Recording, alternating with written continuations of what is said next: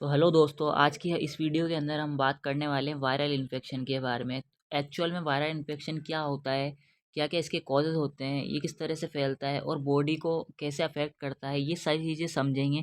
तो वीडियो बहुत इंटरेस्टिंग है, इन्फॉर्मेटिव है। तो वीडियो को बिना स्किप करे एंड तक देखना, क्योंकि दोस्तों तभी आपको ये वीडियो समझ आएगी। ओके, तो चलिए स्टार्ट करते हैं। तो सबसे पहले हम जान लेते हैं कि वायरल इन्फेक्शन होता क्या है। ठीक है, तो नॉर्मली हम लैंग्वेज में समझते हैं कि किसी भी वायरस की वजह से होने वाला फीवर वायरल होता है। ठीक है, तो यह स्पेशली वेदर में चेंजेस के दौरान आपको दिखाई देता है। ओके, जब भी आप मौसम के टेम्परेचर में अप एंड डाउन देखेंगे तो उसमें हमारी इम्यूनिटी वीक हो जाती है और हम वायरल इन्फेक्शन की अफेक्ट में आ जाते हैं। ओके, तो अब हम डेफिनेशन से स्टार्ट कर समझते हैं कि viral infection or illness you get from tiny organism that use your cells to make more copies of themselves. इसका मतलब क्या है कि वायरल इन्फेक्शन वे डिजीज़ हैं जो आपको स्मॉल ऑर्गेनिज्म से मिलती हैं एंड देन सेल का यूज़ स्वयं की कॉपीज़ बनाने के लिए करते हैं। ओके, फिर आगे देखते हैं हम। Viral infection commonly cause respiratory and digestive illnesses, but virus can also impact most other part of your body। इसका मतलब है कि वायरल डिजीज़ आमतौर पर respiratory and digestive related disease का कारण बनता है, लेकिन ये जो वायरस होते हैं जो कि आपके शरीर के अधिकांश अन्य पार्ट्स को भी इन्फेक्टेड कर सकते हैं। ओके, तो ये तो हमने समझ लिया कि वायरल इन्फेक्शन क्या होता है। ओके, तो अब हम देखेंगे कि वायरस हमारी बॉडी में किस प्रकार से एंटर करते हैं। ये देखिए, आपको दिख ही रहा होगा कि वायरस हमारी बॉडी में किस प्रकार से एंटर कर रहे हैं। तो वायरस को मतलब फैलने के लिए क्या चाहिए होता है, इन्वायरमेंट चाहिए होता है। वो उसे एक पर्टिकुलर मौसम में मिलता है, तो उसमें वो अपनी ग्रोथ करता है और वो ग्रोथ करके रेप्लिकेशन करता है और रेप्लिकेशन करके वो हमारी इम्यूनिटी को वीक करता है। ठीक है, तो अब हम देखेंगे इसके कॉजेज़ क्या होते हैं। तो common infection disease cause by viruses, जैसे कि इसमें दिख ही रहा होगा आपको कि जो कॉमन डिजीज़ होती है वो ये है कॉमन कोल्ड, फ्लू, जो किससे होता है, इन्फ्लुएंजा से, कोविड-19, stomach flu, gastroenteritis, hepatitis and respiratory syncytial virus. तो आरएसवी तो हम आगे देखेंगे। अभी हम देख लेते हैं कि हेपेटाइटिस क्या होता है। हेपेटाइटिस होता है इन्फ्लामेशन ऑफ लीवर। ओके, और जो ये फ्लू था जो इन्फ्लुएंजा की वजह से हो रहा था, इसमें क्या होता है, रनी नोज़ यानी नाक बहती है और कफिंग होती है। ओके, तो अब हम आगे चलते हैं इसको। What are the symptom of viral infection. Symptom of a viral infection depend on where you are infected, but some common ones include. इसका मतलब है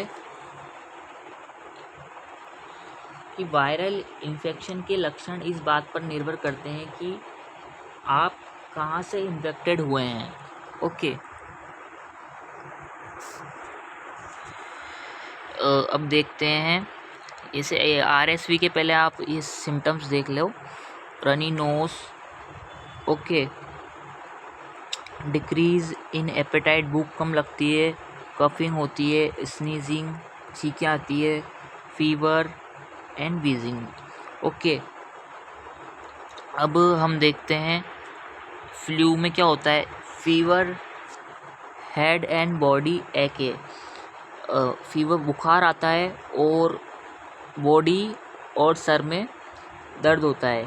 फैटिग यानी थकान। अब हम देखते हैं upper respiratory symptoms, sore throat, cough, sneezing. Okay, digest system के सिम्टम्स है नोजिया, वॉमिटिंग, डायरिया। अब types of viral infections include अब हम सिस्टम के अनुसार देखेंगे कि कौन कौन से सिस्टम के अनुसार वायरल इन्फेक्शन होता है।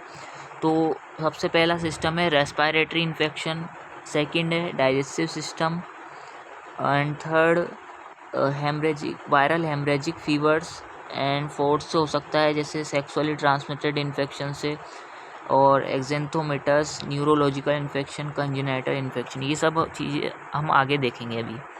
तो सबसे पहले हम देखते हैं कि रेस्पिरेटरी इन्फेक्शन से वायरल इन्फेक्शन कैसे कॉज होता है। तो देखते हैं हम। Respiratory infection affect your nose, throat, airway and lungs. Many respiratory virus can cause bronchitis, sinusitis, ear infections और निमोनिया। ओके, तो रेस्पिरेटरी इन्फेक्शन किसको अफेक्ट करता है? Nose, throat, airways and lungs को। और many respiratory virus can cause, इसकी वजह से क्या क्या कॉजेज होते हैं? ब्रोंकाइटिस, साइनसाइटिस यानी साइनस इन्फेक्शन, नोज़ के, इसमें साइनसाइटिस में क्या होता है? नोज़ के चारों ओर क्या होता है? इन्फ्लेमेशन हो जाती है। और ईयर इन्फेक्शन और निमोनिया। निमोनिया के बारे में तो आप जानते ही होंगे। एग्जाम्पल इसके देख लेते हैं हम। Common cold usually cause by rhino virus की वजह से होता है ये। फ्लू, इन्फ्लुएंजा आगे देख ही लिया था हमने। कोविड-19 एंड आरएसवी। अब आरएसवी के बारे में थोड़ा सा डिटेल में ध्यान लेते हैं। आरएसवी क्या होता है? Respiratory syncytial virus is a highly contagious seasonal lung infection. ये एक प्रकार के क्या होता है? लंग इन्फेक्शन होता है। It's common childhood illness that can affect adult too. Most cases are mild with cold like symptoms. इसके symptoms हमने देखे थे अभी। A severe infections leads to pneumonia and bronchitis. Using good hygiene prevent the spread of RSV. तो इसके बचाव के लिए हमें क्या करना होगा? हाइजीन मेंटेन करके रखनी होगी। अब हम आगे बात करते हैं viral infections in your digestive system. तो डाइजेस्टिव सिस्टम में किस प्रकार से वायरल इन्फेक्शन अफेक्ट कर सकता है, देखते हैं। Viral infection in your digestive system can affect your stomach and intestine. Intestine में कहाँ तक? जीआई ट्रैक्ट और योर लीवर। ओके, अब इसमें देख लेते हैं आगे। नोरोवायरस, कौन कौन से वायरस होते हैं वो देखते हैं। Norovirus, rotavirus and astrovirus can cause gastroenteritis and sometime called stomach flu. इसको क्या बोलेंगे हम? स्टमक फ्लू बोलेंगे। Okay, hepatitis virus cause liver disease. Hepatitis virus की वजह से क्या कॉज होता है? Liver disease. This infection often last a long time. अगर जैसे ज़्यादा समय तक, लंबे समय तक बना रहेगा तो ये क्या हो जाएगा? क्रोनिक भी हो सकता है। ओके, अब हम आगे बात करते हैं हेमरेजिक फीवर। तो हेमरेजिक फीवर में क्या होता है? Viral haemorrhagic fevers are a group of infection disease caused by viruses.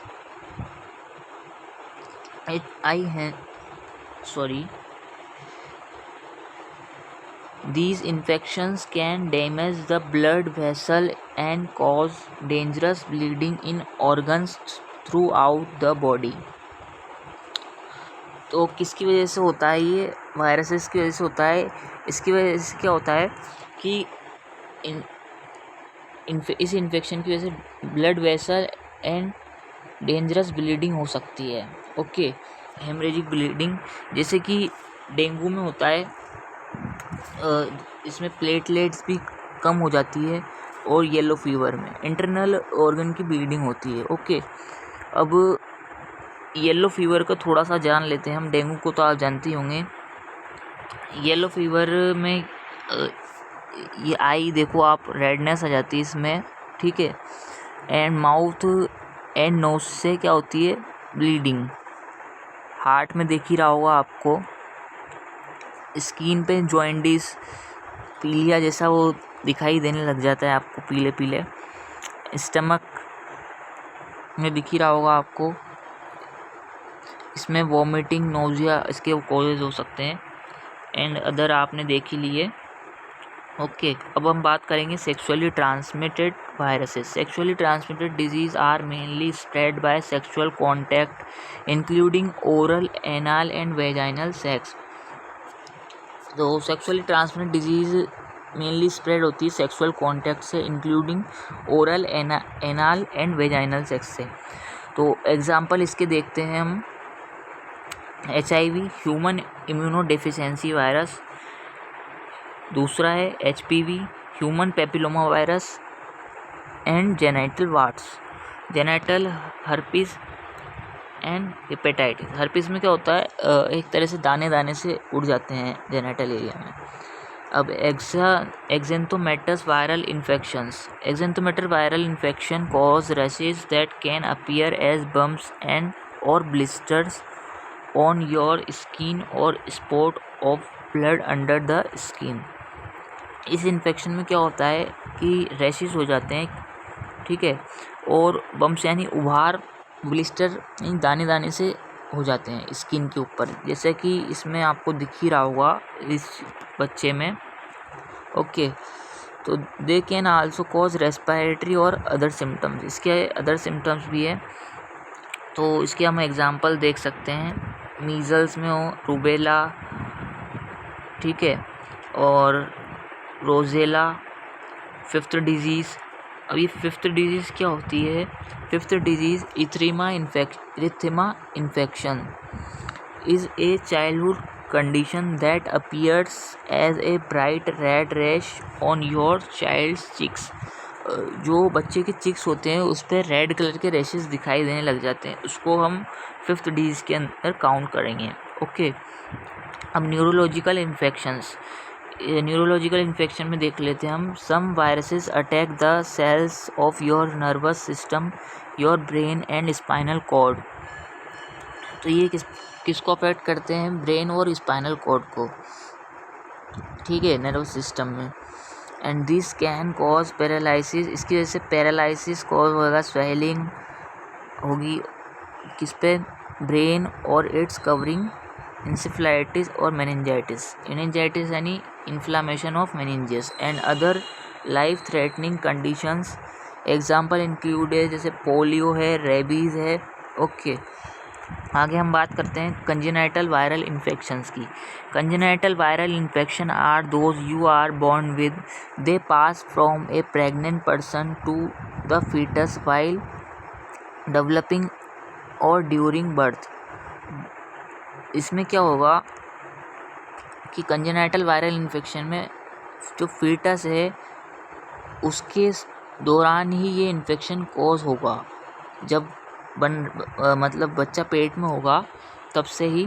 तो इससे क्या क्या इशू हो सकते हैं कि आगे देखते हैं। Depending on the virus this can cause virus health issues including vision और हियरिंग लॉस, डेवलपमेंटल डिले, यानी बच्चे का जो डेवलपमेंटल होता है वो डिले मतलब देरी से होगा, एंड न्यूरोलॉजिकल कंडीशंस अफेक्ट होंगी। Viruses known to cause congenital infection included, इसमें देख लेते हैं cytomegaly, rubella and Zika virus. Okay, तो अब हम देखते हैं जीका वायरस के बारे में। जीका वायरस के बारे में थोड़ा सा नॉलेज ले लेते हैं। Zika is a illness you get from A virus, it's spread by Aedes mosquito. ये किसके द्वारा फैलता है? एडिस मॉस्किटो के द्वारा। That live in many parts of the world. It can also spread through sex. If pregnant person is infected, they can pass the virus to the fetus. This can cause serious congenital present at birth. Okay. Conditions including improper brain development and vision problem. इससे क्या होगा? Vision problem होगी और brain development क्या होगा? Improper रहेगा। अब आगे हम बात करते हैं इसके डायग्नोसिस किस तरह से हो सकते हैं। Okay, a health care provider can often diagnose you with a viral infection by listening to your symptoms and examining you. आपको एग्जामिन करेंगे। To diagnose a specific virus you provide might swab your nose, throat और take a blood sample testing. इस line का मतलब है कि आपने देखा होगा कोरोना के टाइम पर स्वैब से नोज़ और थ्रोट में सैंपल लिया गया था। ओके, और एक दूसरा तरीका और होता है टेस्ट करने का ब्लड सैंपल से। ओके, अब आगे हम बात करते हैं। If they think you have a viral infection causing serious inflammation in your lungs, brain और अनदर इंटरनल ऑर्गन। इसकी वजह से क्या होगा कि इंटरनल ऑर्गन में इन्फ्लामेशन होगी, तो उसके लिए हम क्या क्या प्रिस्क्राइब करता है डॉक्टर कि आपको क्या क्या डायग्नोसिस लेना होगा। X-ray, ultrasound, MRI, CT scan, और इसका है CT imaging can not diagnose a viral infection but it can help your provider understand how it's affecting your body. इसको छोड़ो। Test for viral infection, your provider might send body fluid और tissue sample to a lab to look for sign of a viral infection. Viral infection में DNA, RNA, antibodies और antigen. Types of sample they might take include blood, spit, saliva यानी phlegm, mucus यानी sputum, cells from your nose और nasopharynx यानी वो swab से check करते हैं। स्किन और other affected tissue, fluid around your brain and spinal cord.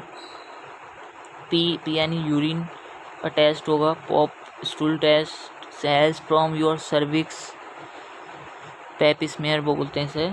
Pep smear can find HPV, इस एचपीवी यानी human papilloma virus, a virus that can cause cancer. The kind of HPV that can lead to cancer does not usually have symptom. इसके symptom आमतौर पर दिखाई नहीं देते हैं। अब इसका मैनेजमेंट की बात करते हैं हम, तो मैनेजमेंट में मेडिकल मैनेजमेंट सबसे पहले होता है। तो मेडिकल मैनेजमेंट में क्या देखेंगे हम, antiviral drugs are use treatment of viral infection. Antiviral drugs देखेंगे, ऑब्वियसली बात है वायरल इन्फेक्शन में।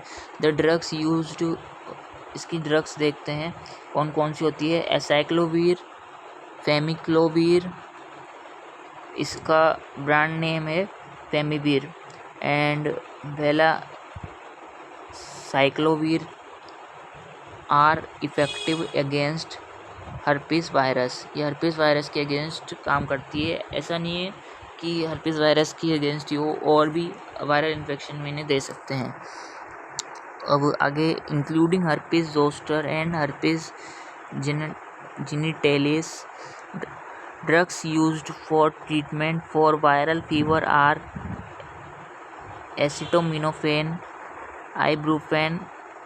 ओके, तो ये सब जो एंटीवायरल ड्रग्स हैं वो डॉक्टर के प्रिस्क्रिप्शन में दी जाती है। ओके, अब हम बात करते हैं नर्सिंग मैनेजमेंट की। तो नर्सिंग मैनेजमेंट क्या होगा, जो एक नर्स को करना होता है। Assess vital sign, encourage intake of fluid, educate care giver about viral gastroenteritis. उसको एजुकेट करना है, मतलब जीआई जो डिजीज़ हो रही थी उसको वायरल में, तो उसके बारे में। Assess infant child for abdominal pain, assess करना है पेन को। नोजिया को भी असेस करना है। एंड असेस एंड्स मतलब जो इनकमिंग और आउटगोइंग, उसको भी असेस करना है। Assess for sign in dehydration, dehydration का साइन देखना है। और educate about hand washing and proper hygiene measures. Okay, तो अब आगे देखते हैं और क्या है। Educate about the importance of clean water for cooking. अब आगे देखते हैं कि क्या क्या हमें ध्यान रखने योग्य बातें हैं।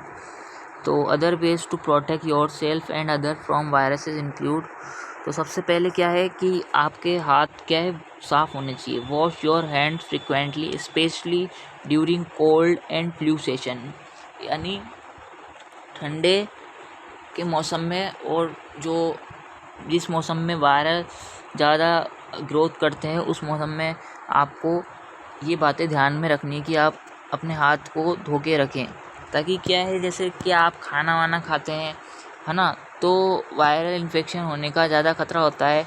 इसमें मौसमी बीमारियों में ज़्यादातर डायरिया कॉज हो जाता है या अदर कोई भी डिजीज़ हो सकती है। तो ओके, तो ऐसा नहीं है कि मौसमी बीमारियों में हैंड वॉश खाने से पहले हमें करना चाहिए। ओके, तो अब हम देखते हैं आगे इसका प्रैक्टिस सेफ फूड हैबिट। वही चीज़ें देखो कि सेफ फूड हैबिट्स का ध्यान रखना है। This include storing food properly, heating meat मतलब प्रॉपर तरीके से गर्म, and poultry to safe temperature, उसको सेफ टेम्परेचर पे रखना चाहिए, एंड वॉशिंग अच्छी तरह से वॉश करना चाहिए। Use A condom dental dam during any kind of sex, ये है सेक्सुअल ट्रांसमिट डिजीज़ के बारे में कि आपको क्या ध्यान में रखना चाहिए बातें। Okay, protect your self from bug bytes, wear protective clothing, use bug spray and sleep under mosquito netting is necessary. Okay, don't handle wild or aggressive animals, don't leave your pets outside unsupervised where they could potentially get bitten by an animal with rabies. आपको इस बात का भी ध्यान रखना है कि dog वगैरह से थोड़ा सा बच के रहे, इससे रेबीज कोज हो सकता है। ओके, इससे भी थोड़ा सा अपन को इन्फेक्शन हो सकता है वायरल का। Okay, thank you for watching my video. Video आपको अच्छी लगी होगी तो प्लीज़ लाइक कीजिए, सब्सक्राइब कीजिए एंड चैनल को फॉलो कीजिए ऐसी और वीडियोस के लिए। Thank you.